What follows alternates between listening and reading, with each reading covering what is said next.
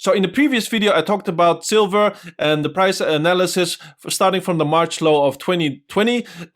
This year, 2021, the first few weeks of 2021 has given us a lot of signals already of what's to come, in my opinion, using wave analysis. And so in this video, I'm going to look at the longer term chart and the longer term price action and help us determine what lays in front of us, just using price analysis. So let's go into it.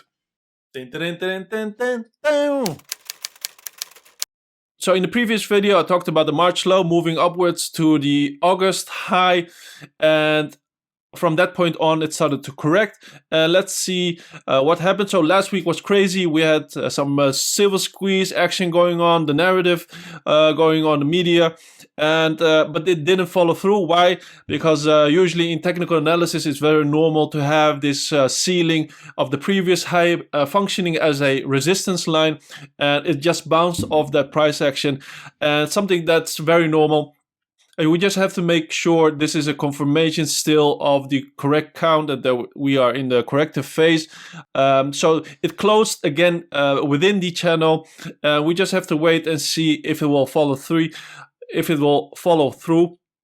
My instinct is telling me that it will, but you never know. So the correction itself could just last a little bit longer, but it just gives you a lot of time to start just stacking your silver and just start to just make your orders, your back orders, and just make sure you get some these coming weeks or months. So I have in front of me the long-term chart going back. First, I said 1930, but I'm just going to start first with the previous high. That was in 2011. The high was 47.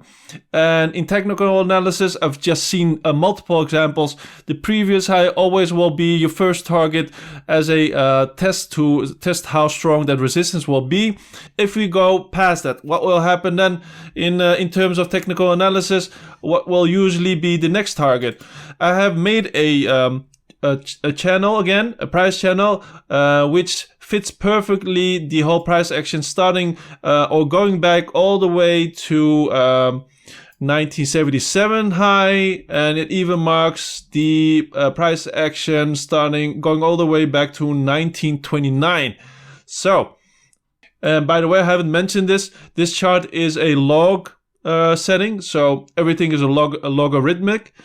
If I pronounce it correct, it's a log chart, so it's not like a normal linear chart.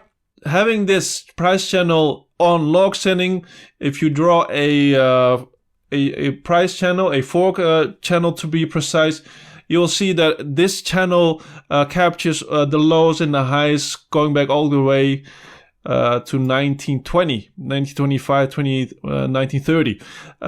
So I'm not going to mention all the highs, but it does cover, just want to highlight a few lows and highs. The previous one was November 01 at the low of $4.05.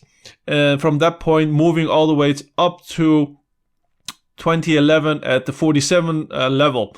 And that's what I just mentioned. The next target again is at 50 or 47 level to focus on. Once, of course, it breaks out on the smaller time scale. But if you look closely within the channel, we have a mid channel or midline that divides the upper and the lower part, and this mid channel has functions at several key points of price action, functioned as a resistance or sometimes even as a support. In this example, it has functioned as a resistance line. And so if we go beyond the 50 level, the next level would be somewhere around here, and I'm going to draw a circle here, somewhere around around this level. So that will make the next target around $100 before it meets that midline's resistance. And I think this line is quite strong, so if it hits that level, it will usually create a pullback and go back maybe even to 50, who knows, or just hover around those levels, going back from 100 to maybe 70. So it will retrace, is my expectation. Don't I don't want to make any claims or anything. It just this is all probability.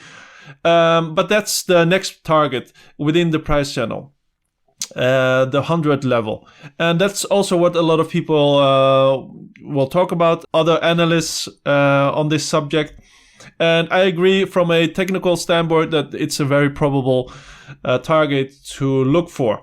But if you're a very long-term investor, like you're like, I'm going to hold on forever, like GME, hold on forever, hold diamond hands, take it to the grave, pass it on to my children, grandchildren, etc.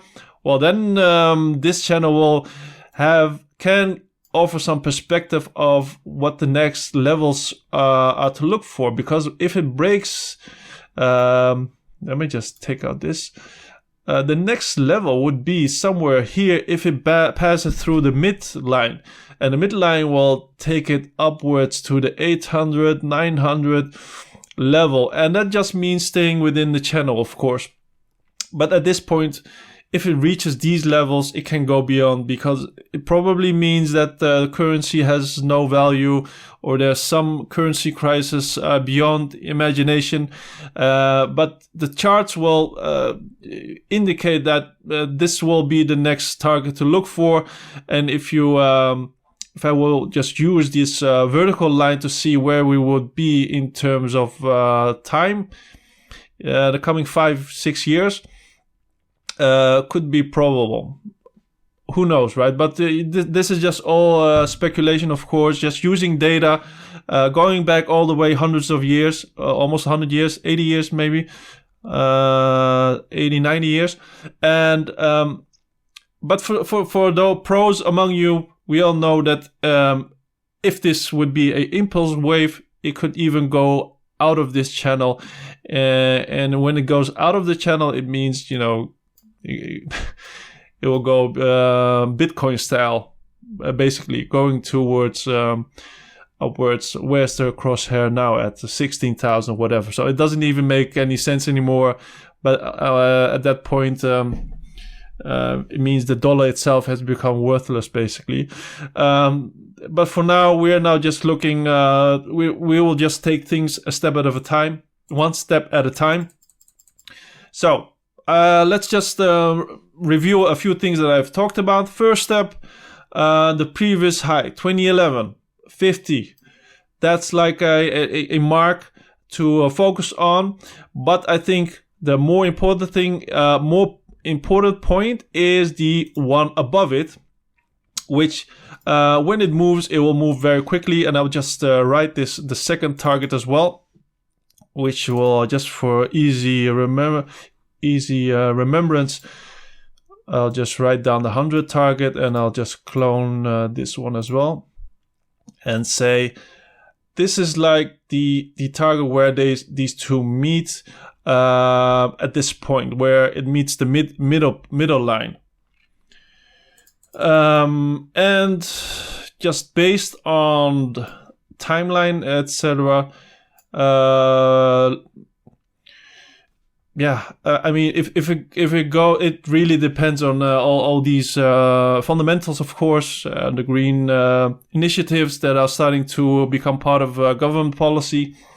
The shortages in silver. Maybe you followed the news and you heard about it. It will affect, of course, how long it will take to get to these levels. And we'll see, of course, how things will play out. So I have my eyes on 50 and 100 as a medium long-term target. And but if you are one of those diamond hands, let's go for the 1,000, right? I mean, let me just clone this as well, just to have it covered, right? Can always just claim that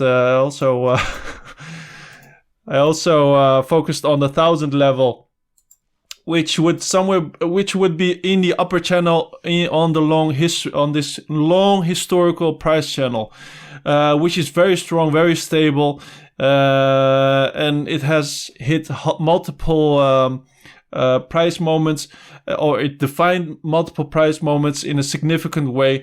So these are like just my thoughts on this price analysis on a historical basis on the long-term charts. So yeah, I hope you had some value. I hope you started. I hope you are starting to get into this subject if you haven't already. I know it's a little bit technical. I'll try to go into less technical aspects of silver as well, if time allows me. So, but for now, this is my analysis. I hope you benefited from it. Hit the like, hit the subscribe button, and I'll see you in the next one. Bye.